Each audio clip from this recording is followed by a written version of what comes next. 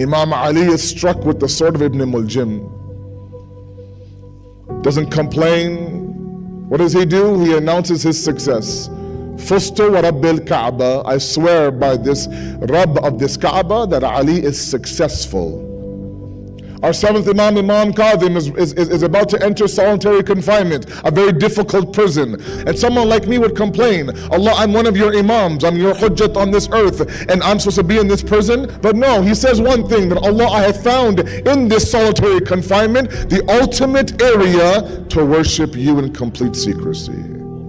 Sayyidah Zainab, all of you have heard the Messiah Musibat several times. You have it all memorized. You can probably say it better than I can. When you're asked, where's your Lord? How did you see this? Did you enjoy that show? Ma ra'aytuhu illa jamila. I saw nothing but beauty. Now on to the hadith, our sixth Imam. This is a gift. One of my favorite ahadiths. Gives me so much hope. I enjoy reciting everywhere I go. And especially for those of you who are on the brink of hopelessness, anxiety, I can't do it. Look at this hadith. Our sixth Imam says, Inna subbirun. Listen very carefully. Inna subbirun. We, the Ahlul Bayt, are very patient. Wa shi'atuna asburu minna. Allahu Akbar. I don't get it. But our Shias are more patient than we are. The ashab that are sitting there around our sixth Imam, how is that possible? How can you claim that your Shias are more patient than you? Look at the response. He says, Nasburu ala ma na'lamu wa shi'atuna yasburuna ala ma la ya'lamun. Allahu Akbar. We are patient based on the fact that we know what will follow our patience. But our Shias, they're patient even though they have no idea what will follow their patience. They're patient for the sake of being patient. My father, marhum, may Allah bless his soul, we had this conversation. I said, Dad, do you know how hard it is to go through high school in the West? The challenges that we have. He says, of course I understand how difficult it is.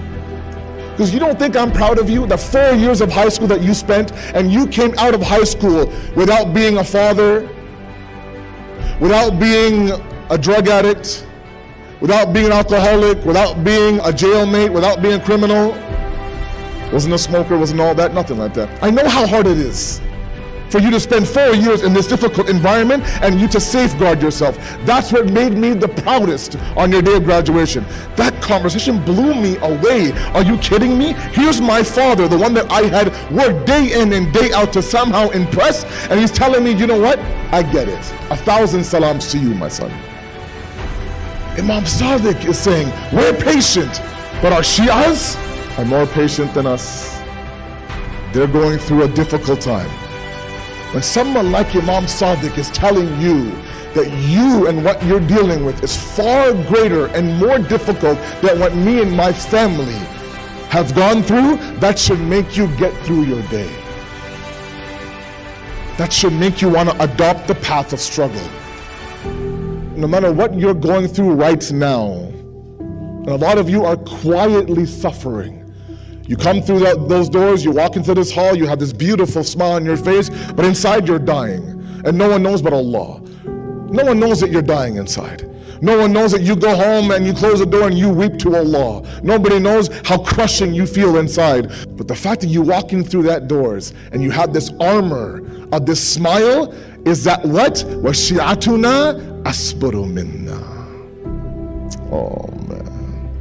Look at how much love the Ahlul Bayt have for us, their Shi'as. And then for us not to serve that cause, then for us to sell out that cause for this lowly dunya, then for us to remove the hijab, shave the beard, change our Muhammad to Mo, all because of a little bit of a Trump travel ban.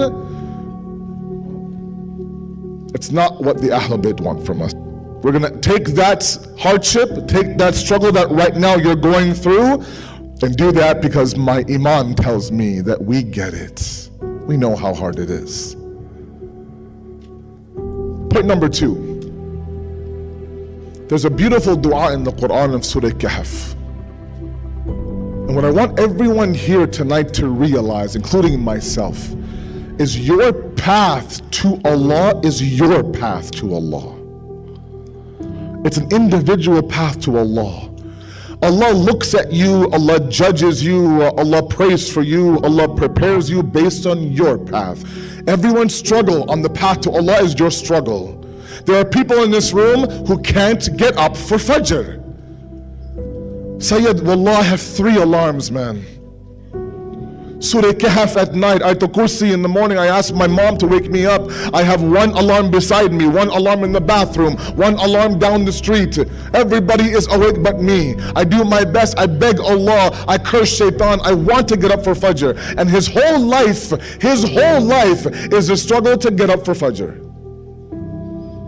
There are those of you who, mashallah, have the Quran hifz. It's completely memorized by the age of 25. There are some of you who are in your 50s and you're learning Alif Ba Ta right now. Meanwhile, this individual who's out there learning the alphabet of the Arabic language is doing it to please her Lord. That Abata is far greater in the eyes of Allah than this beautiful Qari, Hafiz, Muhafiz of the Quran. Who recites it doesn't live the Quran. Everyone's path is different. Everyone's path is different. We have sisters in the audience who are dying to wear hijab. They can't do it. They want to wear hijab. They know it's right. Sometimes they're worried about their friends' reaction at school, their co-workers at work. How do I explain that to them? So what do? They have everything down packed, mashallah. The hijab of the heart, the hijab of the eyes, the hijab of the tongue, the hijab of the ears. That all, mashallah, is tip-top perfect. But the hijab of the physical hijab isn't there yet. Meanwhile, you have a sister who, mashallah, is muhajjaba, wears hijab perfectly, 40 pins, tassels, the whole 9. And then she has the gall to look down on those who don't wear hijab and say, enjoy the hellfire. Wait a second now. Your path is different, her path is different.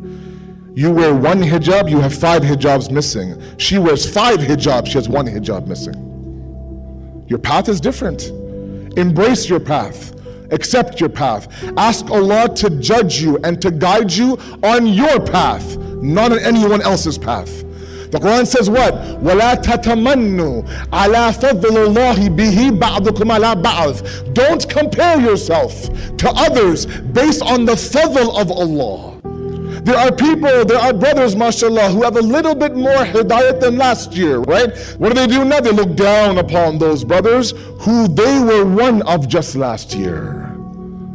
Come on now, don't tell me it doesn't happen. And they think that's progress. Your path to Allah is your path to Allah. Don't let others judge you on that path, because God doesn't judge you on your path. Provided what? And here's the dua. The dua says what? An yahdiyani rabbi li'aqraba min hadha rashada. Oh Allah, guide me. Allah, secure me. Allah, take my hand. And what? Li'aqraba, make me closer to you than I am right now from where I am. Min hadha.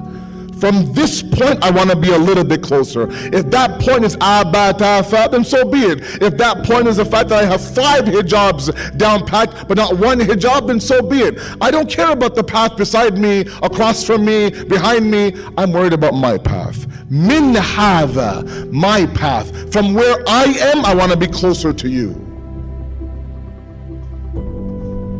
So long as that dua is happening, so long as there is an inch-like motion towards Allah, Allah will do the rest. Allah says, look, I will judge you on you. I won't judge you based on anybody else. I just want you to ask me to move a little bit closer than where I am. Why? There's no retirement age when it comes to guidance from Allah.